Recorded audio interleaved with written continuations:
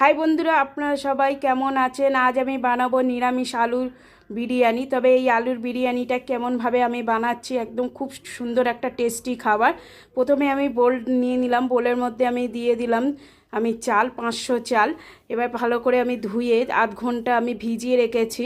আপনার পারলে হাতে না সময় থাকলে 25-20 মিনিটেও দিতে পারেন। এবার ডেস্কি বসিয়ে দিতে হবে। ডেস্কির মধ্যে এবার জল দিয়ে, জলটা ফুটে আসলে এলাচ, লবঙ্গ, দারচিনি সব দিয়ে দিতে হবে। দিয়ে নুন তেল একটু দিয়ে দিতে হবে। দিয়ে রাইসটাকে দিয়ে দেবে, চালটাকে দিয়ে একটু ভালো করে নাড়াচাড়া করে নিলে 25 মিনিট পরে এটা ভালো করে ফুটে আসলে আমি একটু কিন্তু রাইসটাকে একটু শক্ত করে বানাবো, যেহেতু একটা নিরামিষ আলুর দমের বিরিয়ানি। তবে এটা আলুর দমে না, নিরামিষ বিরিয়ানি, আলুর বিরিয়ানি। আমার হয়ে গেছে, আমি নামিয়ে দেব।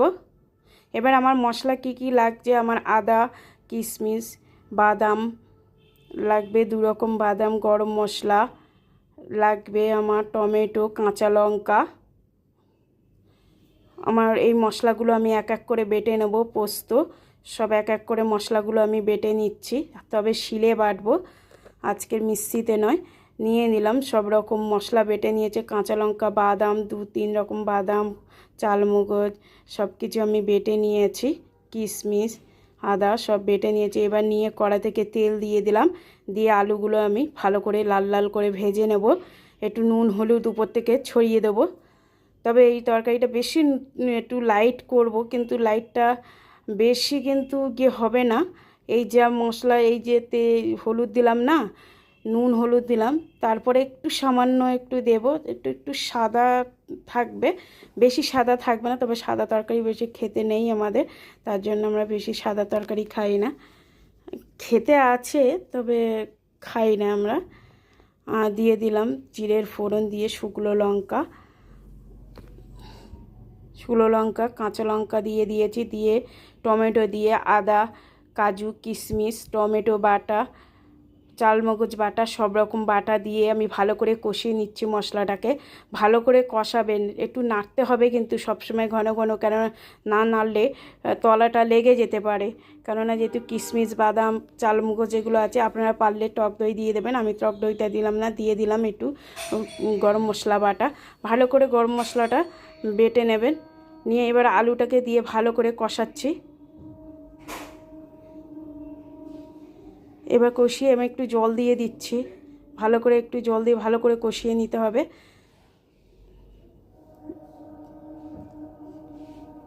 এবার জল দিয়ে আমি কিছুক্ষণ রান্না করতে দেব। ভালো করে কষানো হয়ে গেছে।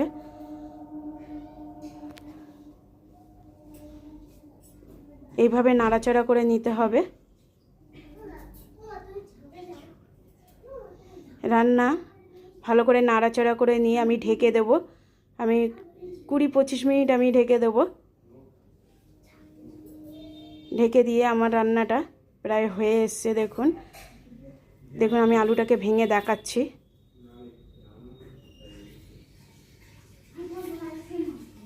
আমার আলুটা সেদ্ধ হয়ে গেছে। এবার আমি দিয়ে দেব গরম মশলা, ঘি, চিনি উপর থেকে ছড়িয়ে দিলাম।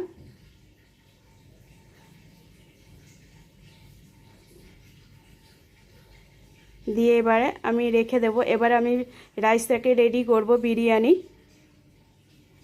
উপরে একটু চিনি দিয়ে দিলাম যাতে তরকারি টেস্টটা হওয়ার জন্য। তবে নিরামিষ তরকারিতে একটু মিষ্টি দিলে ভালো লাগে। আমি প্রথমে এবারে একটা হাঁড়ি নিয়ে নিয়েছি।